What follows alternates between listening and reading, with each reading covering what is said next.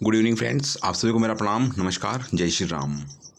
तो इस वीडियो में हम लोग बात करेंगे किस स्थिति में जिन लोगों ने ज्वाइन कर लिया है उनकी सेवा समाप्त नहीं होगी और क्या हो सकता है और क्या ऑप्शन है। ठीक है, इन सब चीज़ों के बारे में हम लोग बात करेंगे। आगे बढ़ने से पहले बता दूं कि मैंने आपकी सुविधा के लिए एक टेलीग्राम ग्रुप बना रखा है जिसका लिंक मैंने डिस्क्रिप्शन बॉक्स में दे रखा है। आप चाहो तो मेरा टेलीग्राम ग्रुप ज्वाइन कर सकते हो। उसमें आपको रीट लेवल 1 और 2 के जो कोर्ट में केस पेंडिंग है इनकी सारी इन्फॉर्मेशन आपको 1 बाय 1 दी जाएगी और सबसे पहले आपको मिलेगी। तो कोर्ट केस की लेटेस्ट अपडेट के लिए आप मेरा टेलीग्राम ग्रुप ज्वाइन कर सकते हो। लिंक मैंने डिस्क्रिप्शन बॉक्स में दे रखा है। टेलीग्राम ग्रुप में साथ ही आपको राजस्थानी करंट अफेयर और जो वैकेंसीज चल रही है उनकी सारी अपडेट आपको मिलेगी। ठीक है, हम बढ़ते हैं आगे। और एक और रिक्वेस्ट है फ्रेंड मेरी आपसे, अगर आपको मेरी दी हुई जानकारी अच्छी लगे तो प्लीज़ चैनल को जरूर सब्सक्राइब करना और वीडियो को लाइक करना। ठीक है फ्रेंड्स, हम बढ़ते हैं आगे।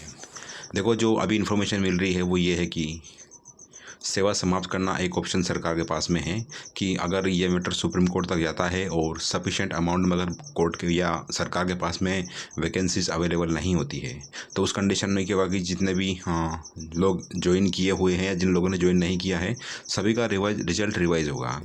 सभी का रिजल्ट रिवाइज होने का मतलब ये है कि जिन लोगों ने ज्वाइन कर लिया उनका भी, जिन्होंने नहीं किया उनका भी, जिनकी ज्वाइनिंग पेंडिंग है उनका भी और जिन्होंने याचिका लगाई है उनका भी। ठीक है, तो सभी का रिजल्ट रिवाइज होने की संभावना है। ठीक है, उसके बाद में ये होगा कि जो लोग उस मेरिट लिस्ट में आएंगे तो उनकी ज्वाइनिंग हो जाएगी। और कोई बंदा ऐसा है जिसका नाम मेरिट लिस्ट में नहीं आता है लेकिन उसने ऑलरेडी ज्वाइन किया है तो जो है माननीय न्यायालय के आदेश के आधार पर उनकी सेवा समाप्त की जा सकती है। ठीक है, इसकी पूरी संभावना है। अब लोग कमेंट कर रहे हैं कि किस स्थिति में सेवा समाप्त नहीं हो सकती। तो फ्रेंड्स, इसके दो ऑप्शन हैं। पहले ऑप्शन तो ये है कि अगर जिन लोगों की भी ज्वाइनिंग चल रही है यानी जिन लोगों ने भी ज्वाइन किया है, अगर इनकी सर्विस को 2 साल से ज़्यादा हो जाते हैं यानी कि ये लोग परमानेंट हो जाते हैं तो उस कंडीशन में क्या होगा कि इनकी सेवा समाप्त नहीं हो पाएगी। क्योंकि कोई भी सरकारी नौकरी में अगर एक बार स्थायीकरण हो जाता तो उसके बाद में सेवा समाप्त करने के सारे ऑप्शन खत्म हो जाते हैं। फिर उसके बाद में जो 60 साल वाला क्राइटेरिया पेंशन वाला तभी सेवा समाप्त होती है, अन्यथा सेवा समाप्त नहीं होती है। तो अगर ये केस 2 साल से ऊपर तक चलता है और ये लोग परमानेंट हो जाते हैं तो उस कंडीशन में इनकी सेवा समाप्त किसी भी हालत में नहीं हो पाएगी। ठीक है, दूसरा ऑप्शन ये है फ्रेंड्स कि अगर सरकार सफिशेंट अमाउंट में नंबर ऑफ़ वैकेंसीज बढ़ा देती है यानी कि जितनी सीटों की कमी है या जितनी सीटें चाहिए उतनी अगर सीटें बढ़ जाती है तो उस कंडीशन में भी ये होगा कि सेवा समाप्त नहीं हो पाएगी। ठीक है, तो सिर्फ और सिर्फ ये 2 ही ऑप्शन है जिसके आधार पर सेवा समाप्त नहीं हो पाएगी। इसके अलावा तीसरा ऑप्शन एक भी नहीं है कि जिन लोगों ने ज्वाइन कर लिया है, जिनकी ज्वाइनिंग पेंडिंग है, उनकी इसके जो कोर्ट में केस चल रहे हैं उसके फैसले का उनके ऊपर कोई असर नहीं पड़ेगा। इनका पूरा असर पड़ेगा फ्रेंड्स। मेरे पास में एक और प्रूफ है जिसको बता रहा हूँ मैं अब आज को, कि उसमें भी क्लियर लिखा हुआ है कि सेवा समाप्त करने के बारे में बोला गया है।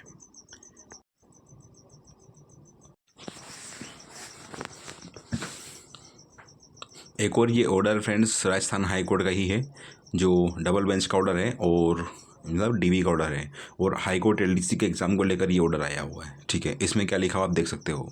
राजस्थान हाई कोर्ट ने कनिष्ठ न्यायिक सहायक भर्ती 2022 के अंतर्गत चयन सूची नए से सिरे से बनाने के निर्देश दिए हैं।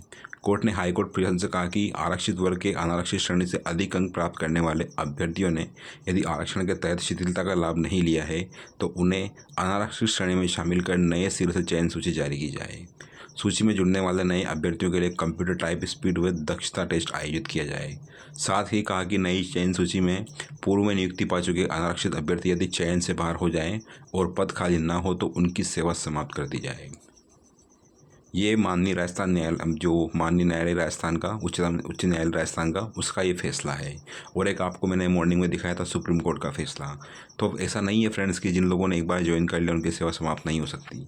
ये बिल्कुल पॉसिबल है, सेवा समाप्त हो सकती है, इस बात की कोई गारंटी नहीं है। ठीक है, एक कंडीशन बताई मैंने आपको कि किसी भी तरह से जिन लोगों की ज्वाइनिंग चल रही है अगर इनकी ज्वाइनिंग को 2 साल पूरे हो जाते हैं और ये परमानेंट हो जाते हैं यानी कि इनका स्थायीकरण हो जाता है तो उसके बाद में इनकी सेवा समाप्त करना मुश्किल होगा। ठीक है, लेकिन फ्रेंड्स ये इतना काम आसान नहीं है कि जो 2 साल के बाद में सोच रहे हैं कि ये मैंने जवाब दिया ना फ्रेंड्स, ये उन लोगों का जवाब दिया जो लोग कमेंट कर रहे थे कि अगर हम परमानेंट हो जाते हैं तो क्या हमारी ज्वाइनिंग कैंसिल होगी इस कोर्ट केस की वजह से। तो ये उनको मैंने जवाब दिया कि अगर 2 साल बाद में आप परमानेंट होते हो तो फिर आपकी सेवा समाप्त नहीं हो पाएगी। ये उनका मेरा जवाब है। लेकिन इसमें प्रॉब्लम का वो बताता हूँ मैं आपको। इसमें प्रॉब्लम फ्रेंड ये है कि माननीय राजस्थान न्यायालय की जो एकल पीठ है इसने पूरी भर्ती प्रक्रिया पर स्टे दिया है। यानी कि जब तक ये केस चलेगा, जो आंसर को चैलेंज किया गया है, जब तक ये केस चलेगा, इसके ऊपर कोई फैसला नहीं आएगा, तब तक जो लोगों की जॉब अभी जिन लोगों ने ज्वाइन किया है ये परमानेंट नहीं हो पाएंगे। यानी इनका फिक्सेशन नहीं हो पाएगा, चाहे से ये केस 3 साल चले या 4 साल चले। लेकिन 4 साल तक भी, जो 2 साल का प्रोबेशन पीरियड होता है, लेकिन इनका प्रोबेशन पीरियड 4 साल ही माना जाएगा, तब तक ये परमानेंट नहीं हो पाएंगे। क्योंकि माननीय न्यायालय ने अपने स्टे में लिखा हुआ इसके बारे में कि यथास्थिति का आदेश दिया है। तो मतलब जो कंडीशन थी वैसी ही बनी रहेगी। जिन लोगों की जॉब लगी उनकी ठीक है, लेकिन परमानेंट वो भी नहीं हो पाएंगे, ये कन्फर्म बता रहा हूँ मैं आपको।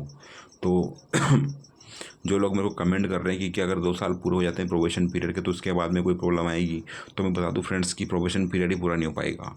क्योंकि माननीय न्यायालय ने जिनकी अभी ज्वाइनिंग हो चुकी है उनका स्थायीकरण भी माननीय न्यायालय की बिना परमिशन का नहीं हो पाएगा।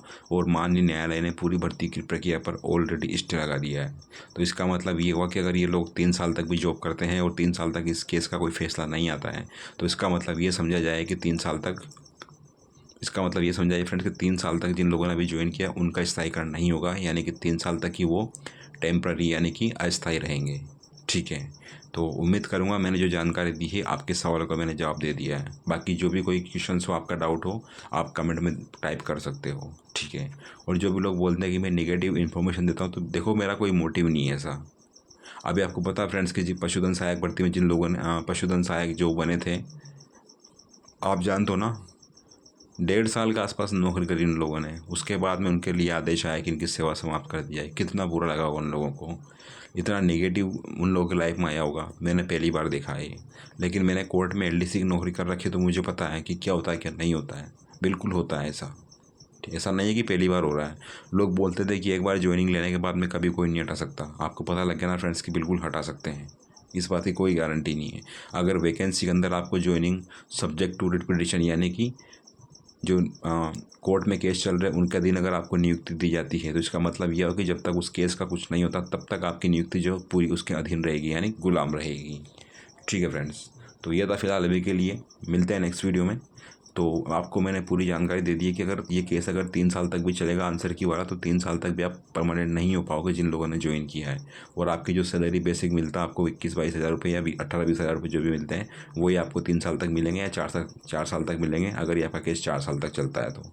ठीक है फ्रेंड्स, तो मिलते हैं नेक्स्ट वीडियो में। फिलहाल के लिए इतना ही। आपसे रिक्वेस्ट है मेरी, अगर आपको मेरी दी हुई जानकारी अच्छी लगे तो प्लीज़ चैनल को जरूर सब्सक्राइब करना और वीडियो को लाइक करना। मैं नेगेटिव किसी के बारे में नहीं बोल रहा, जो सच है वो बता रहा हूँ मैं आपको। ठीक है फ्रेंड्स, तो मिलते हैं नेक्स्ट वीडियो में। Thanks for watching the video. Have a great night and all the very very best and God bless you all.